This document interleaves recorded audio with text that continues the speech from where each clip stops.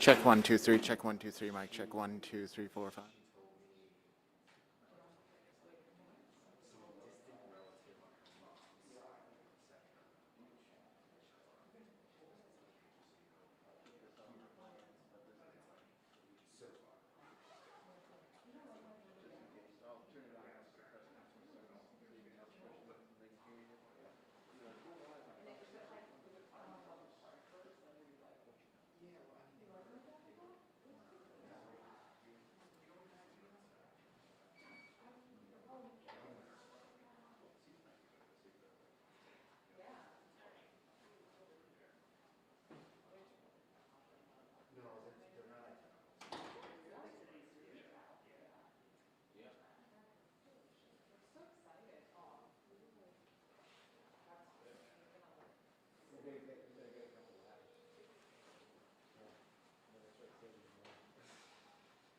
Hey, I just want to make sure that you guys can see me, hear me, and are rolling on my feed. It should be starting any moment now. Rose is the best. Manny is the second best.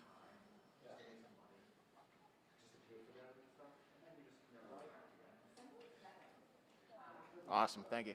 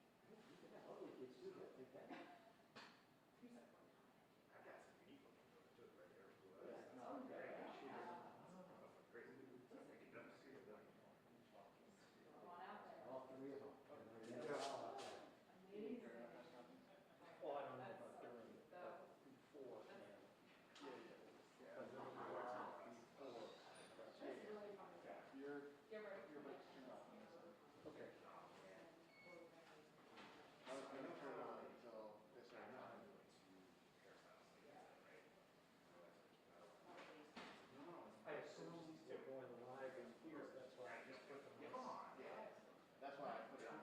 Otherwise,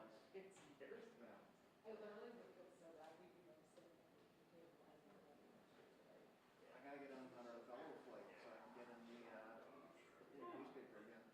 I'll just stand like this behind. Yeah. No. Deputy of the undercover. Yeah. I don't want to be overqualified. That means more. It's more responsibility. Yeah.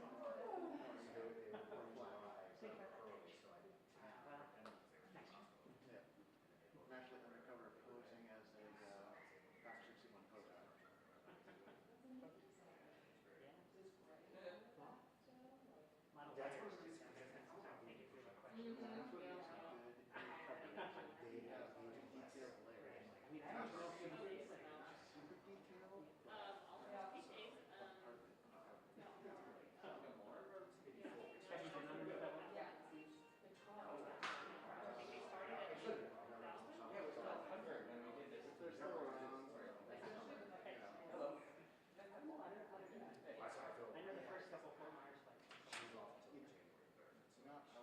worried. Okay. I was like, what's that? She's like, one more con variant came out. Okay.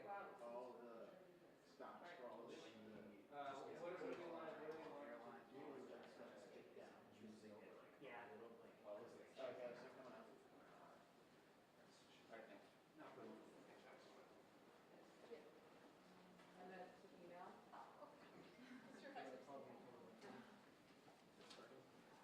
Are they taking this one? I think so. 15 seconds.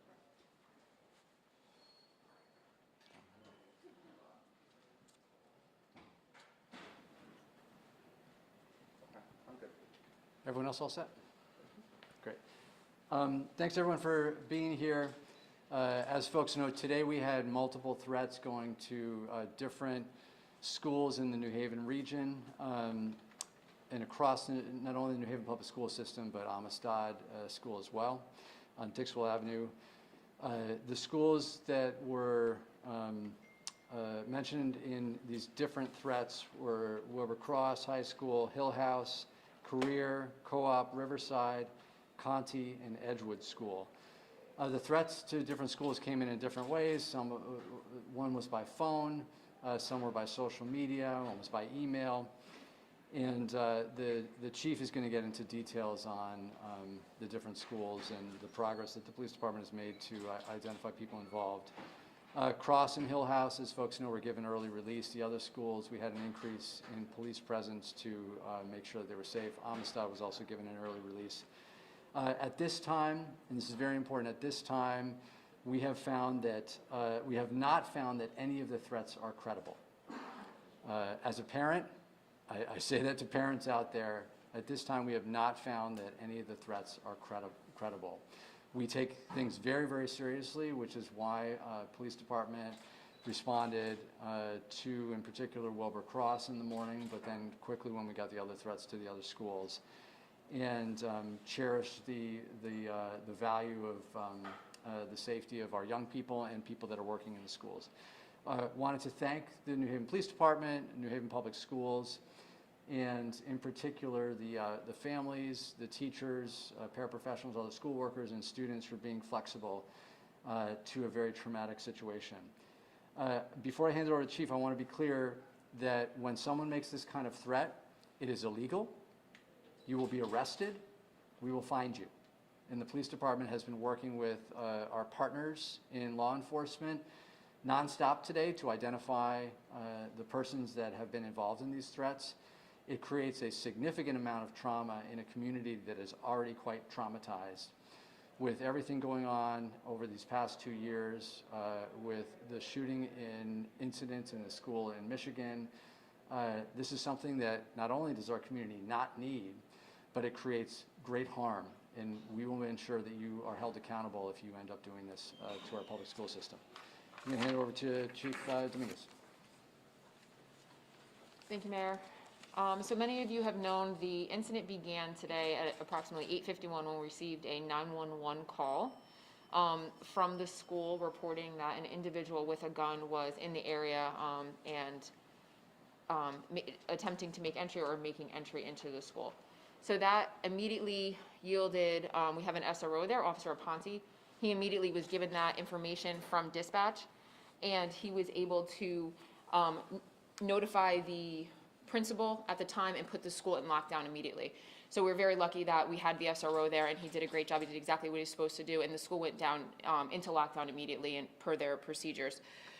From there, we did have a big police presence there, numerous officers, plainclothes, to be able to assess what was going on, and then also once the decision was made that the school was going to have early dismissal, to be able to carefully make sure that there was no threat that would be leaving the school with the rest of the students, and that we were able to get the students safely either onto the bus or to their parents.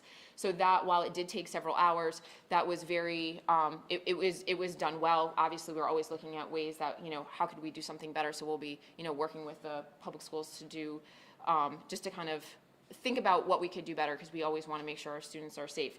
At the same time as the police presence at the school, we did see a social media post that came up unrelated to the first call. The social media post said that they were going to shoot up Cross. So that was two things that happened. And then from there, the social media post began to add different schools with the same handle, the same Instagram, we believe, handle, posting different schools, Hill House, Co-op, all the schools that the mayor had named earlier, which required our police resources to go to other schools within the city and make sure that they were also safe. So the police department overall, the patrol division, the investigative services division, Intel, has been working all day to attempt to identify who is responsible. So we were able to get the caller in to the police department and interview her, and she has been arrested. She's been arrested for a breach of peace first and interfering. So not for that, she did say that she fabricated the story. Her fabrication and the call is what caused the social media post to begin. the police department has been able to identify one of the individuals who was making those posts for 3 of the schools. That individual is a juvenile, and he resides in a different state. We have identified him. Law enforcement in that state has made contact with him, and an arrest warrant will be forthcoming from our police department. There are other posts that we are still investigating, and also one email that was sent out to one of the schools. All of those we are doing what we can with our partners, with search warrants, with finding out where where each post and each email is originating from, and getting information for the person who owns that email or phone number or social media handle. So I want to commend the work of the officers. In just a matter of hours, we have been able to say that this is not we do not believe that these are credible threats. Also, we have been able to make an arrest, and we know that at least in this case, it was fabricated, and it has caused undue alarm and trauma for the school, for the community, for the parents, for the teachers. We did have a meeting afterwards, once Cross was cleared, just to answer some questions from just a police point of view. But it is very stressful. I can't imagine having to be in the school and being called, this is a real lockdown, this is not a drill. So for everybody involved. I want to turn it over to Dr. White, and then we can come back and answer questions. Good evening. First off, I do want to thank New Haven Police Department for their work in bringing this matter to a close, especially to Officer Aponte, who's one of the Wilbercross family, who's always been stationed there. Also thanking the faculty and students of Wilbercross for handling the situation as best they could. And because it is such a stressful situation, we are providing social emotional supports at Cross, as well as Hill House and all of the schools that have been named, so that there will be supports for faculty and students to deal with concerns that are had. I was on site at the time in the building of the lockdown, so again, I recognize the stress that this can cause and what needs to be done so that we can rebuild and strengthen our kids to continue their education. It's a tough situation, but we want to make sure students and faculty are safe first and foremost, and that they're able to learn and go forward from there. Thank you. Any questions? Chief, can you talk about whether this person was a student at Wilbercross who made the phone call to the police department? Yes. Yeah. Yes, they were. Female? Yes. Okay. Juvenile. Okay, and the female who made this call was arrested.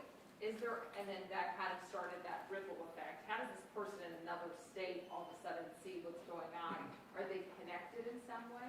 So the investigation is still ongoing to see if they're connected anyway, or if this individual with the social media posts are connected to any of the other towns, either Hamden, the Eli Whitney case today. So we're working closely with Hamden and any other town that has something similar, maybe with a similar post, because the handles of social media can be changed easily.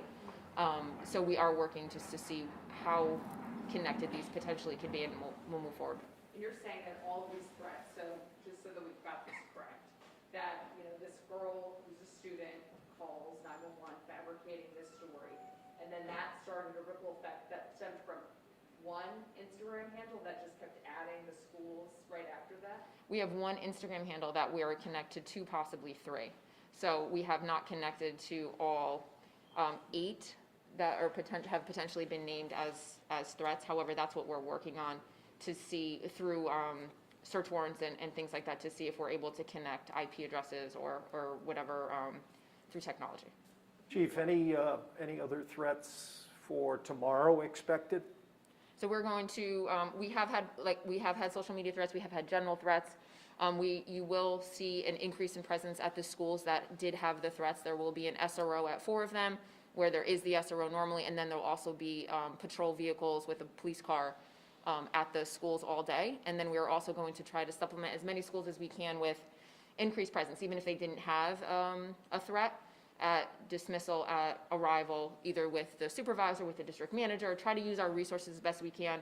The detective bureau as well was out there helping us today, so that's an added resource, just to have Just peace of mind for the parents who are sending their kids back to school. What is the age of the student that was arrested? 17. Can you run through the list of schools one more time and just rattle off kind of quickly? Yeah, and I just want to clarify one of the questions that you asked. You know, we don't know if these incidents are connected. It's clear because last week there was incidents in Hamden as well. It appears that there's some copycat going on, but we don't know if there's any real linkage or if it's just people that are saying that's a great idea, I'm going to do that too. So I don't want anyone to think that there's any clear linkage between these incidents yet as the investigation's ongoing. The ones in different towns. Or in New Haven. Cross, Hill House, Career, Co-op, Riverside, Conti, Edgewood School, and Amistad School. I can give you the list afterwards if you want. And this student who was arrested, this is the one that, sent out a call to the school saying that there was a gunman approaching the school? Call 911. Called 911 saying that there was a gunman approaching the school. Yes. Can you go over the consequences a little bit, just to give people an idea of kind of specifically what those consequences could be in case they do try to do a copycat, they can see exactly what could happen? So this individual is being arrested for breach of peace first and interfering with police. And then I imagine that potentially Dr. White can talk about any consequences with the school as well. So, you know, there's criminal consequences and there's also consequences through the Board of Education. Chief, oh, never mind, go ahead. Yes, obviously, we can't go into details of the specific consequences, but everything from suspension through expulsion are possibilities in such instances. Message, Chief, to students that might be seeing this, and kind of to the mayor's point, this is like a copycat thing, that they're seeing the ripple effect that this is causing. Do you have a message to the community, specifically students who might see this and think, oh, I could do that? Yes, I think that the work of the New Haven Police Department today, especially having the ability to use our federal partners, FBI, and our surrounding towns, shows that if you do make a threat like this, we are able to track down who the person responsible is. We will make an arrest because it is the safety of the children, but not just their physical safety, their emotional and their mental stability and well-being that is important to us. And additionally, we definitely have reached far beyond just New Haven. So like I said, we do have our federal partners. This is an individual in another state. You know, there is some interstate kind of federal nexus that we could also be prosecuting with. Does that mean it could be like not a felony since it's minor? Is that something that could be like? So breach of peace first is a felony. So it's a felony because of it's specific after several years ago when it was changed due to threats of this nature to be able to hold an individual to higher standards for arrest. Is she currently being detained by the police, or is she at home, or where is this individual who's been arrested? She's a juvenile, so we're not going to go into that. Were the police department stretched thin, having to respond to all of these schools? Was there any issue in responding to potentially other calls, having to call in additional resources? So we did not need to do that. We were able to respond with a full presence to Cross today and also to Hill House, and we went to all the other schools. However, in a worst case scenario, yes, of course, we have things in place that if we needed to use mutual aid, we have, Yale University, we would call on our partners because it is important that we are able to answer calls for service, that we're also able to handle the school. So we did not need to do that. We do not think we would. We would call in everybody here as we did today. However, of course, safety is the first priority regardless. So if we needed the help, we would ask. Would you mind, Chief, talking about the difficulty potentially in tracking these social media threats and how hard sometimes that can be? So we were able to, our detective bureau is fantastic with making sure that we immediately put out emergency, requests for these so that we're able to preserve some of the information. And then it is sometimes difficult depending on how an individual, what information is there. We only have what information is provided in order to receive. So yes, possibly, but we have a great group of detectives and officers who are doing the work, and we were definitely successful today. And sometimes when they create a new handle, they don't have to input certain information that makes it more difficult? Potentially, but I don't have enough information as how it's kind of evolving with the different handles just yet to be able to say that. Did the student arrested give any reason for why she may have made that call? The investigation is still ongoing at this time. Can you share the state that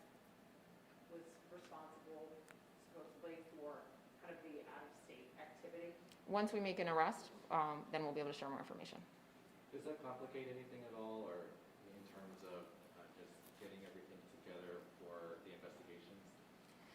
We were able to quickly be able to call the other state and have law enforcement from that state to respond there and to be able to be working with us and having someone face-to-face down there. So it did not prove difficult in this case. I imagine in other places it could potentially, but we did have success in this incident. And that person is also a juvenile? Yes. Out of state? Yes. That meeting that you had afterwards, is that with parents, or is that, who was that with? The staff of Cross, Oh, yes. And Dr. White, did you say you were in lockdown at Wilbur Cross this Yes. morning? Could you tell us a bit about what that was like, what you heard from students and teachers and other administrators? Well, at the time we went into lockdown, of course, first thing is to get all people into safe areas. And then after that, of course, we had students with us. Some had concerns, obviously, about their safety. We did everything to alleviate concerns, and police were on scene almost instantly to assist. And then we worked from there to figure out what we needed to do next. Dr. White, is expulsion on the table for the student who made this call? Within our code of conduct, that could be a possibility. Again, there are various levels. Thank you. Thank you all. Thanks, everybody. Thank you.